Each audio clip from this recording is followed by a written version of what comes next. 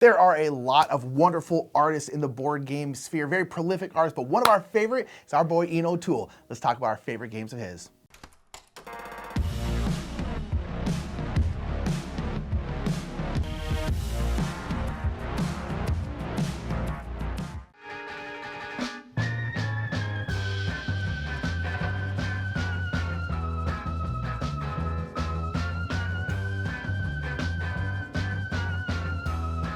What's up, everybody? I'm Mike. I'm Nick. We are the Brothers Murph, and yes, we are big fans of Ian O'Toole and their art. Nice guy, great art. Great art, yes. And so what we're going to do is we're going to celebrate Ian O'Toole today by talking about all games that pertain, have his art at the center of it. And there's many of those games that we quite enjoy. So Yes. that works out well. And it's a big selling point. I see Ian O'Toole art, I immediately go like, well, I'm more interested in this game. It draws us in. And yeah, so this list, we will say, we're going to be ranking these games by how much we like the game itself. They all just happen to have Ian O'Toole art. So we're not going by our enjoyment of Ian O'Toole's art within the game themselves, just in case you're a little confused But about that. suffice it to say, we love the art. All these games are bangers, yeah. Right. So Absolutely. So let's go ahead and hop right into our list.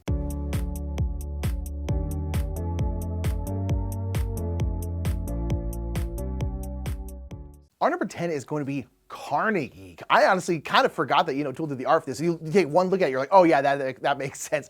Carnegie is a beautiful game and a really, really cool game. I remember this is one of the first kind of like big Euro games that was on BGA, Board Game Arena, and also like on BGA during the campaign. It kind of, in my opinion, at least started kind of that trend, which is really, really cool because it's nice to be able to play these games beforehand. But Carnegie is about Carnegie, who is the kind of big philanthropist and business person in, I said old-timey America is what I was gonna say for some reason. That was what was in my heart. And so you are building up kind of like, I guess, factories. You have this kind of like main board where you have all these different spots where you can get these tiles, these kind of location tiles and stuff that put them in there, and then you will get employees and managers and you will populate these tiles, which kind of allows you to activate them. But one of the cool things I really, really like about this game is the kind of cool income system. It's got this really interesting board that's, again, part of your main board, but you have these kind of like, I guess the best way of putting them is tabs. You have these 4 tabs that you will be bumping out as you play the game, and as you kind of do things, you will get to bump these tabs out, and then these are going to be allowing you to put these discs on them, which essentially will give you income and all these different bonuses. There is a lot of stuff going on in this game because you have your main factory board, you're trying to bump out these things, but then there's a whole philanthropy part of this because Carnegie was a big philanthropist. When he got that much money, I would hope you give at least some of it away, let's be completely honest. And so there's a big philanthropy part, and that's where you can get like a lot of stuff, a lot of points from those because it's a kind of it's an important thing, right? It's really, really cool. And then again, Ian O'Toole's art is all over this. You take one look at that cover and you're immediately like, yep, that's gonna be really, really pretty. It's got, I don't know, kind of more of a Lisboa feel to me. One thing about Ian's art, which is really, really great, is how different all of it can be. You can do things like Sausage Sizzle and then Kanban EV, which are so different looking.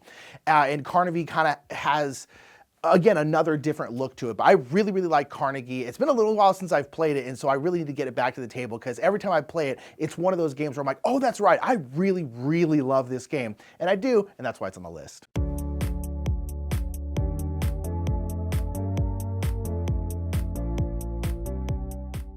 Number 9 is going to be Invention, Evolution of Ideas. This is from Lacerda. This will not be the last time you see Ian O'Toole and Lacerda linked up. It's going to happen many more times. I can warn you now. This is a game where we are kind of going through different eras and working through the kind of great ideas that we have had as a species on this planet and trying to come up with ideas, create inventions, innovate on those inventions, and share them out with the world. Those are kind of the 4 main pillars of the game. So you are throughout the game going to be placing down cards in these different regions, which is the idea of, the wheel coming to fruition. But it's not enough just to have an idea about something. Someone has to actually make that thing. And what's really fun about this game that we like is there's this massive shared infrastructure where one player can maybe present an idea for this newfangled thing, but then another player can actually be the one to come in and invent that thing, and then another player still can be the person who innovate on it and change it and make it better. And then one of the people that has contributed something to this can be the one to share it out to the world. So I really enjoy the fact that there are moments and times where you can benefit from all different parts of this process of coming up with this idea. And I think that kind of, hits on what innovations, scientific, advancements, things, where they're at their best is when people are working together and stuff. So I really like seeing that reflected in the mechanisms of this game.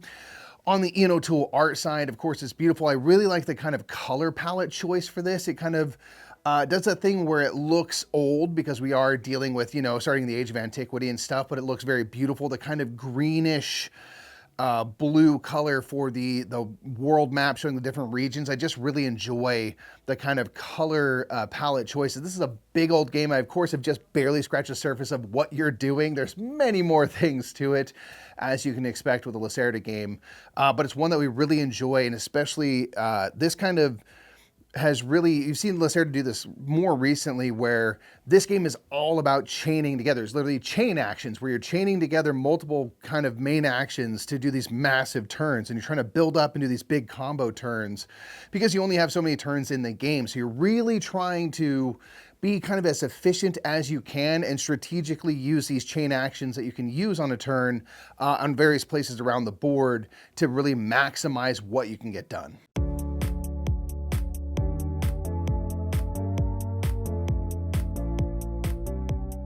Number 8 is going to be Nemo's War. Nemo's War is, at least in my opinion, the first time I ever saw Tools art. I'm not entirely sure if it was Ian's first game, but it was definitely the first game, at least I remember, where people were like, whoa, what is this art? This is really, really cool. Nemo's War is a big solo game. You can't play cooperative, but it's meant to be a solo game. And this was also, again, not the first solo game ever, but was, at least from what I saw, was kind of one of the first games like, hey, here's a big game that is meant for one player. I feel like more and more of those games are out nowadays. Most games, I would say, this day have solo modes, but this was kind of it was kind of a first for me, at least, seeing a big solo-only game and then a game with Tools art. In this game, you are Captain Nemo from 20,000 Leagues Under the Sea, and this is a really cool game because you have the same mechanics in every single game, but kind of what you want to focus on in the game differs depending on what your motive is. This game always has a motive. So you can have like a war motive, or you can have like essentially kind of like I can't want to say protest, like an insurgency motive. You can have a science motive. You can have an exploration motive. And so in the game, you're kind of moving around the board and you are finding these various ships. You can then sink these ships because you're in the Nautilus, of course. And you can sink these ships. You're turning over these like event cards, which will be putting more things into the game. But what your motive is going to determine how many points you get for certain things. So if your motive is like war, then you're going to get a lot more points for sinking ships, and the salvage points you get for those ships, for them being basically on the bottom of the ocean, you will get a lot more points for that if you have a war motive. If you have a science motive, you're going to get a lot less points for that because that's not what your motive is. Your motive is going to be about doing other things. You can essentially incite insurgencies around the world, and that can be a big one for this motive or that motive. There's one's called World Order, which you're kind of trying to take over a bunch of different stuff. It's really, really cool because you can kind of play a different game all the time, depending on what your motive is, but the mechanics stay the same. You just want to focus on other things. It's really, really cool. It's one of those games that's kind of a lot to get into, but once you get into it and you really start playing the game, you realize that it's not that complicated to play, and it's not that complicated to go through it. You got to get through the rule book, but there's actually a rules video that I made here on BGG, so make sure to check that out too. But I really like Nemo's War. Again, this is my first introduction to Tools art, and it's a really cool game that, again, I really love that motive system in the game.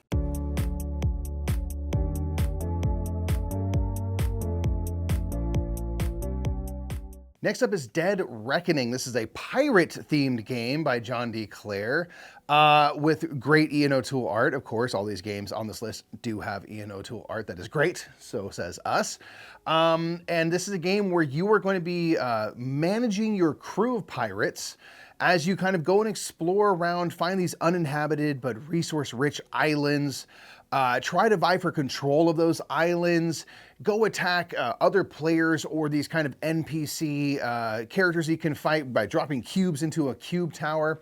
And it uses John D. Clair's kind of card crafting mechanism where it functions like a deck builder, but you're never really adding cards to your deck. You're just upgrading and augmenting the abilities of your cards. You actually have these kind of clear card bits that can go into a sleeved card representing one of your crew members, and it's going to give them more icons, more abilities and things they can do, so that every time you play that card, you get to do more and more stuff. And then the crew members themselves actually do have the ability to level up as well. So it's really about not building this huge deck of cards, but just augmenting and specializing your deck of cards, which is super duper cool. You can also customize your ship. You can add more cargo space. You can be carrying more things. You can add guns and stuff so you have more kind of offensive firepower if you're trying to overtake forts and things of that nature. So I like this game for its kind of, I always say it, and this might sound negative, but I don't think it is. It kind of meanders. Like you can kind of explore around in the way that you want. You can try to venture out into the furthest reaches of the board, the deepest parts of the ocean, as it were, and see what's out there. You can really work on kind of upgrading your cards and getting more and more of those little bits to put into your card sleeves, or really try to vie for control of islands and really make that your main focus. You can kind of do these different things and sort of explore around, and I really like that, the nature of the game, I guess. I really enjoy the kind of building up of my crew as we gain more skill. It feels thematic. Like, of course, if you've been on the ship for a long time, like you're going to be more skilled than you were on your first day, I would hope. And it's just really cool. And this is one that the cover for Dead Reckoning, I was aware of, Tool, but the cover really struck me. Just the figure of that pirate on the cover, the color choices and stuff is really what kind of made me personally very aware of Ian O'Toole and his art. And I was just like, I like that a lot. So that was one that really drew me in straight away from the cover. And I really personally enjoy all of the gameplay that is inside it.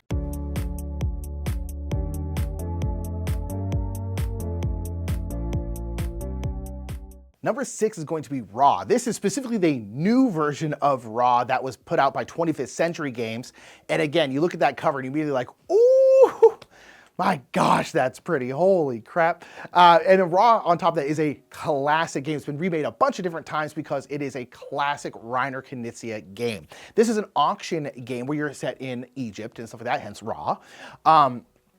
And you're basically bidding on these tiles, or these tiles are coming out, and you're doing a lot of set collection with these tiles. But the really big shout out to Grant.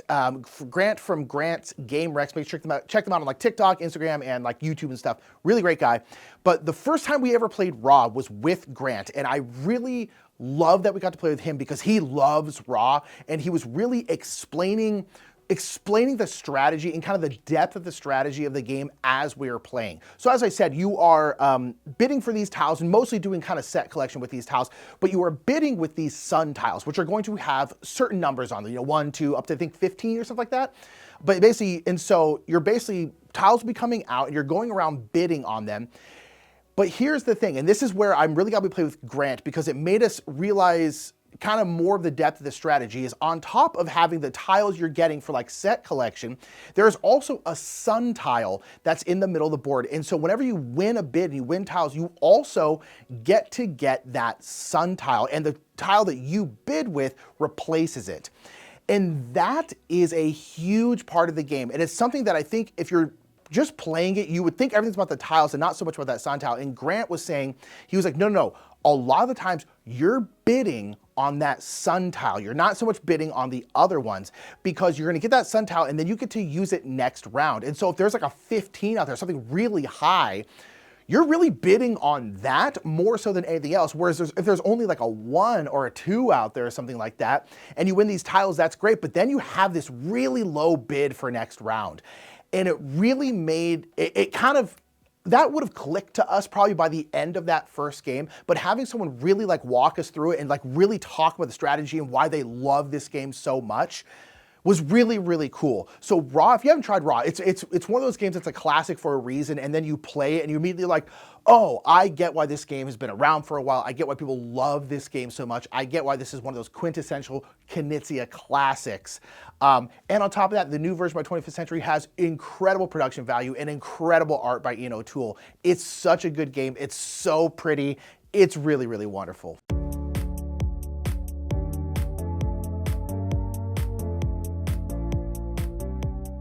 Next up is going to be Lisboa. This is again from Vital Lacerda. This is a game where you are collectively working to rebuild Lisbon after this massive earthquake came through that obviously caused buildings to collapse. It caused a giant tsunami to roll in and flood everything. And I think it was 3 days of massive fires as well. So these things will be represented by these kind of rubble cubes on the board, all the damage that was done. And we are now going to rebuild the area in a very kind of specific way. This is something that actually happened. They kind of got all these permits on these certain streets in this marketplace to build certain types of buildings and markets and things. And so it was kind of, the city taking the time to rebuild with a lot of thought in place. It's kind of similar to how Chicago rebuilt after the Great Fires there. They kind of said like, okay, let's all make this nice and orderly now, and you have a really well-organized city as a result. So I don't recommend burning down cities before rebuilding, but it's nice when you have the opportunity to start fresh. So in this game, we are, well-to-do builders and entrepreneurs and people that are rubbing elbows with the royals and getting these permits to be able to build.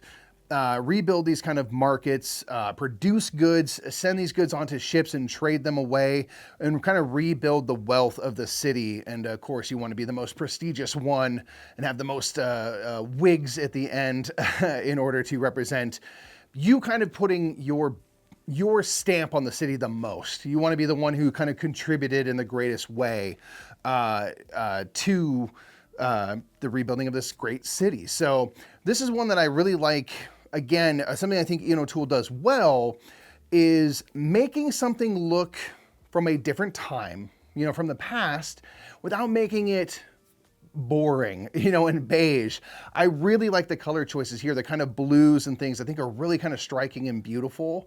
And it looks like from the time that the board game is set in without being, kind of dull or whatever. I feel like maybe historically in games, everything's just sort of tan beige-ish, and that's old things. You're like, yeah, well, but things weren't ugly back then. Things were still nice looking, especially for their time.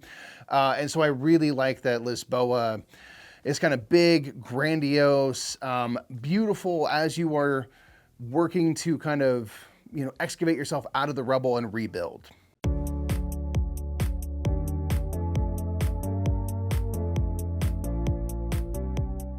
Number 4 is going to be Rococo. Now, this is specifically the Rococo Deluxe Edition. This is a new edition by Eagle-Gryphon Games.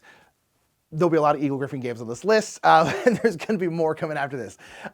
Ian O'Toole and Eagle-Gryphon at this point kind of go hand in hand. And the Rococo Deluxe Edition was great. Rococo is this wonderful game that came out and was fairly popular, but had kind of lost popularity and was very out of print. And there's kind of like almost like a ground support guerrilla marketing to bring this game back because it was so good. And so Eagle-Gryphon did bring it back, and they got Ian O'Toole to do the art, which is, oh gosh, it's so good. It's absolutely beautiful. We need to get this one. We have the old Rococo, and so we haven't bought the new one, but we do need to buy it at some point because we just love that art so much. But nonetheless, Rococo is a great game. Rococo, you are garment makers, so you are making fancy coats and fancy dresses for a ball. And so you are doing this through card play, and I was gonna say worker placement, but it's not worker placement, it's just card play. So you're gonna have basically employees on your cards, and those employees can be apprentices, journeymen, or masters. And basically when you play a card, you then get to do an action that employee can do. So there's certain spots that like masters and journeymen do, but apprentices can't do. There's certain things that apprentices do that masters can't do. Like apprentices can go get fabric and go get like thread and lace, but masters can't do that because that's just kind of below them, right? It's like they're the ones making they're going to go out shopping. They're going to be the ones making the stuff. So there's all this kind of stuff. And so what card you play kind of dictates the various things that you can do. And you'll do kind of a main action. Then most of the cards, pretty much all the cards, are also going to have some kind of secondary action on them. Sometimes that's just getting more stuff like lace. They might allow you to do a whole nother action. So it's about getting these cards and then playing them and then kind of maximizing your stuff. But you're gaining this kind of fabric, this lace and this thread, and then you're making these various garments. And then when you make a garment, you have to choose immediately whether to sell the garment for lira, for money, or do you want to put it on someone and put it in the king's hall for the big ball that he's having. And then in the king's hall, you're going to get bonuses a lot of times for placing stuff somewhere, but at the end of the game, every kind of room in the every hall in the palace, rather, I should say, is going to have a little bit of area control, a little bit of area majority. So whoever has the most of their garments in that hall is going to score points at the end of the game. So you're kind of jockeying for position, trying to put really nice dresses and coats and stuff like that in the hall. You're doing a little bit of set collection. You're trying to get up next to the king. You're trying to go watch the fireworks, all this different kind of stuff. It's a really, really wonderful game. I'm so glad it got brought back, and I'm so glad it got brought back in the same theme, because I think it's a really cool theme. And originally I think they were going to try and, not Eagle-Gryphon, but someone was going to bring it back and they were going to change the theme. And I'm very glad that they didn't. And so this new one is so, so pretty. It's got that beautiful tool art, cool production. It's just great.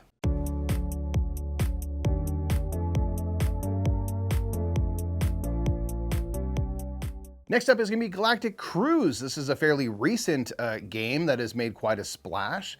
And this is a game where you are working for a company that puts on these cruises off to distant planets in our galaxy, where you can, do these kind of very fancy cruises and stuff, where kind of like if you've seen The Fifth Element, kind of like the Floss in Paradise cruise thing. So you're taken to the skies to take your family out for a nice time.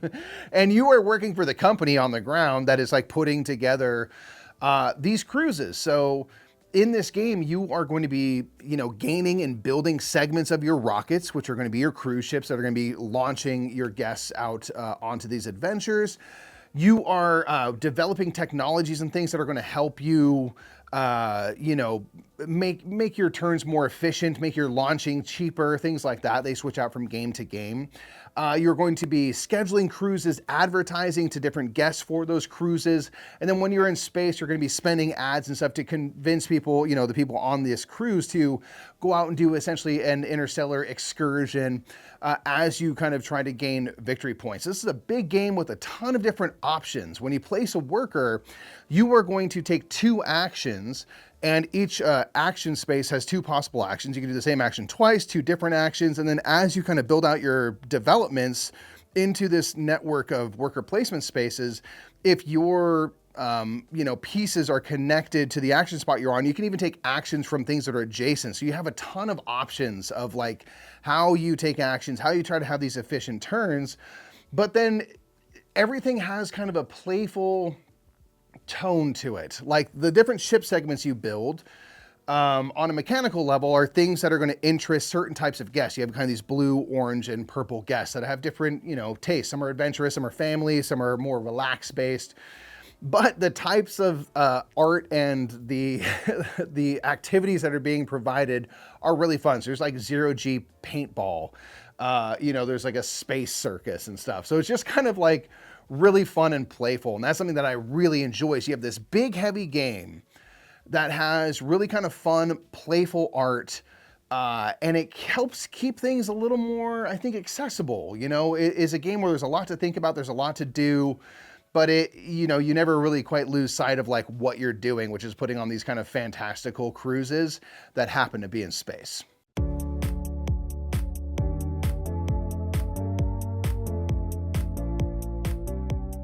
Number 2 is probably my favorite art of tools, and this is going to be Speakeasy. Speakeasy is on top of that. It's so good. Oh my gosh. I love Speakeasy so much, but the art and the theme and everything alone would have made me probably love this game. And then I think mechanically it's very, very good as well, hence it being number 2 here. Like we said earlier, like Tool and Eagle-Gryphon and Lacerda, just they're kind of all one. They're like this big amorphous blob at this point. Like they just all, you associate Vital Lacerda with Ian O'Toole and vice versa. And Speakeasy is so good. This is about running speakeasies in like 1920s America, where America decided to ban alcohol, and that worked great. And by that I mean it didn't. People actually drank more during Prohibition than they did before Prohibition. It's so silly.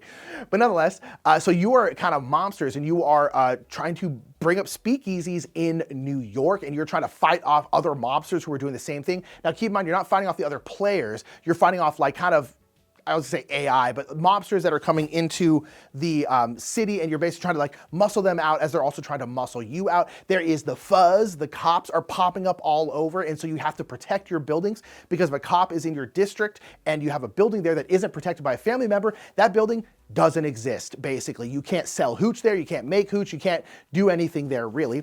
But this game is about running speakeasies, and so you are building out a stills. Out of stills you can make hooch, you can make moonshine, some alcohol, and then you can drive it around with your trucks to your various buildings, drop off that hooch, and then you can sell it for money. You're trying to get money in the game, of course you are.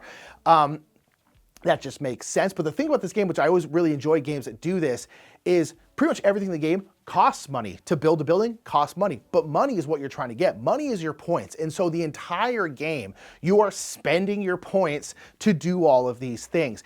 This game is really, really open. It's both a very linear game and extremely open, because again, like, you are doing this stuff where you're building these buildings, selling hooch, all that stuff but you don't need to build any buildings if you want to, because you could go around, there's various boats around the board where you can buy rum, you can buy alcohol from them, and then sell it like that. You can do all these different ways of doing things, and it's just so much fun. I really, really love this game. It's just, I can't sing its praises enough. I think it's an absolute masterpiece. And then on top of that, it has Ian O'Toole's best art. It's the best theme. It's the coolest art. The whole board looks great. It's laid out really well, because Ian O'Toole also has great graphic design. It's just one of those, like, top to bottom, this game is absolutely incredible.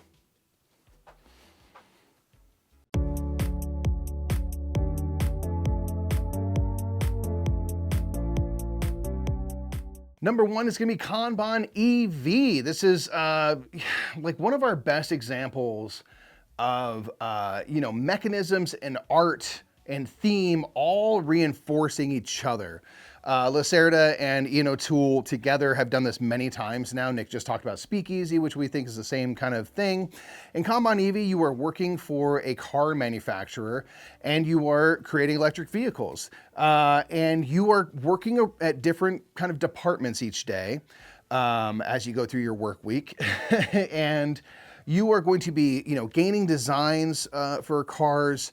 You're going to be gaining car parts. You are going to be producing cars, putting them out on the test track and testing them, bringing them into your garages, and then also having weekly meetings with your supervisor, Sandra. So it is a game that is firmly set in the workplace, which I just think is awesome. That you are just like, you're working your job, and you got a meeting, and you got to present your ideas at the meeting. You got to prove that you're doing valuable work to get ahead in the company. And one thing we really like is this is, of course, a big, heavy game, but there is such a linear nature to, the types of things you're trying to do. Like, if I want to have an electric car, well, I should probably have a design for that car. So let me go get some designs from the department where I can get designs. If I'm going to be building a car, I need some car parts. Let me get some car parts. Let me go and actually build the car. Now I have a car. Let me go and test those cars on the test track. So there's just kind of like, it helps keep your mind straight, because there's plenty to think about and everything like that, and what you might do and when will change potentially. But you have it makes sense. And that's something that is really, really valuable.